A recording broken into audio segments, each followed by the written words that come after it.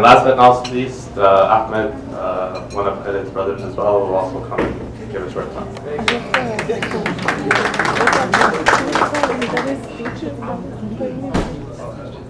Okay, this time I'll try and use the mic.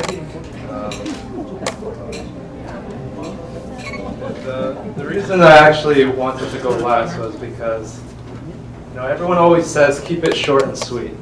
I'm sure everyone's heard that at one point in their life.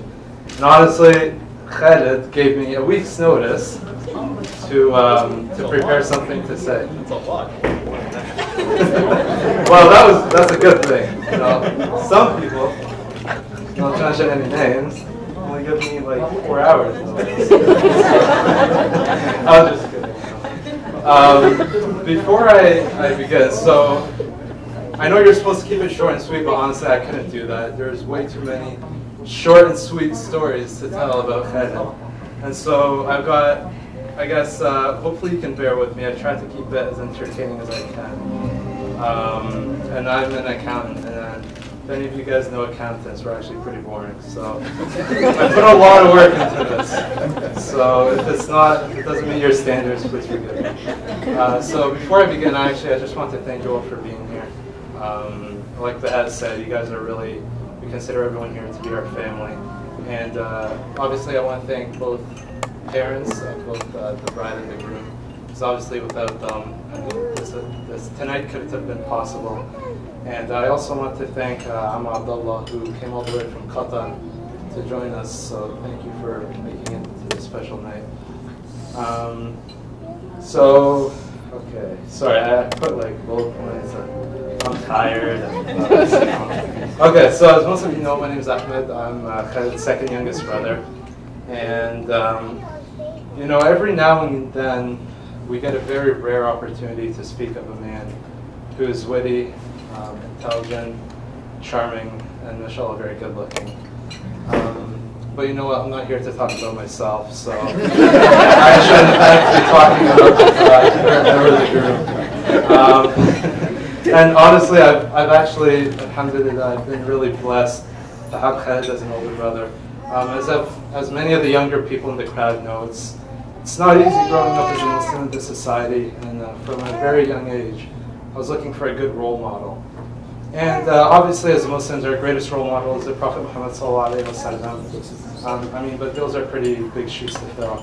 And so I was looking for someone who, grew up in the same environment I grew up in.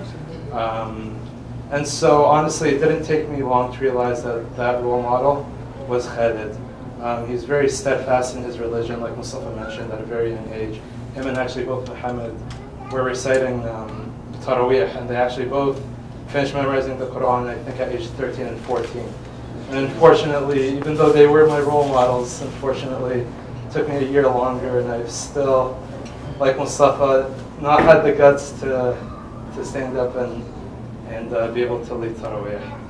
This inshallah makes dua for me, and inshallah it will happen. Khalid fit the perfect description of my ideal role model. Mashallah, I already talked a little bit about his, religious accomplishments, but he also, many of you probably don't know this, but he started a business from home when he was actually only in high school, selling computers. And I have to say, it's because of him that I'm a little tech savvy. At a very young age, I was able to learn how to put together computers, and I owed all to Khalid. And he was also the first person to kind of move out the house, even though Muhammad went to school before him. Muhammad made the mistake of going to Waterloo, which was actually very close by, so he couldn't move out. Khalid, on the other hand, decided to attend Ryerson University, and subhanAllah, this is when, I've always respected Khalid, but this is when, I realized, I probably have to start looking for another role model. No, I mean that in a good way, because he did so many things. He studied full-time, and he was in engineering, which meant 7 courses a semester, while also working 40 hours a week. Now, let me tell you something. I took 3 courses. I didn't work, and I was pulling my hair out. So, my hat is off to you for that accomplishment. And despite all that on his plate, being in Toronto, working full-time, he still found the time to be a very good brother. And even after graduation, actually, and this is the story Mustafa was talking about, and this was in 2001 when my parents went to Egypt, and Khaled was working in Brampton, and Mohammed was in Toronto, I think, still in school at that point. Honestly, I don't even remember. Sorry. But anyway, Mohammed wasn't home, and we needed someone to take care of myself, Hiba and Mustafa. And like Mustafa mentioned, Hiba was in summer school, so really it was just me and Mustafa sitting at home all day. And people always thought we were innocent, but I mean, we actually kind of knows. He's smiling because he knows, he had to go see upper hand a few times. But for the entire 2 months that my parents were gone, not only did Khaled fulfill the basic, living needs, cooking food, and we stunk up the house on many occasions, cooking chicken fried rice and whatnot. But he'd come home from a very long day at work. And like Musa said, he put us up that challenge to memorize. I remembered it as 2 to 3 pages every 2 days, like Mustafa said, because sometimes the juz that we were memorizing was actually kind of hard. And he would sit down with me and Mustafa, and he would help us memorize. He wouldn't just leave it to us, but he'd sit there and recite to us, and that's how I know he'll be a great husband and also a great father.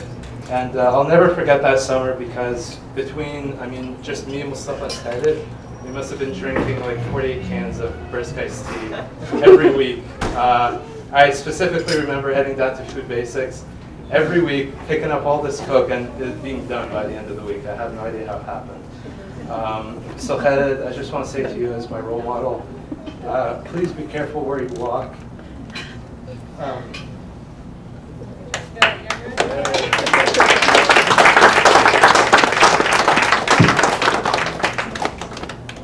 Because I'm following in your footsteps. So, I promised myself I wouldn't do this, but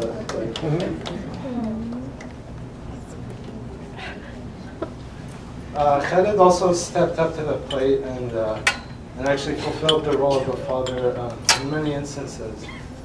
And I remember in grade 3, and this was actually when we were in Egypt, and similarly, it was just me. I don't know, Mohammed and my dad. I don't know, these guys tried to run away from us a lot. So Khaled again was left with the responsibility of taking care of all of us. And at that time, I was in grade 3 and I was memorizing my multiplication tables from 0 to 12. And every day Khaled would make me go through one of the numbers up to 12 with them. Obviously 0 and 1 were obviously very easy. But after that, I struggled. And I remember one day we went to the market, and this was like in the early 90s, before they started using all these pesticides. And honestly, the mangoes in Egypt were amazing. And we had bought so many, and we went home, and I just could not wait to sink my teeth in those amazing bananas.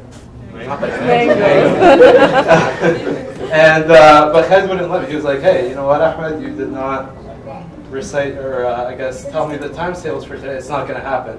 And obviously, we have a picture of me as a kid sitting on the high chair eating mango, and I had the biggest smile on my face. Like, I love my mango.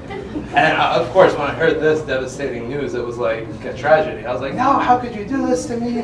Who do you think you are? Blah, blah, blah." And he's like, okay, you know what? Let's come in the room and talk about it. So he took me into one of the bedrooms.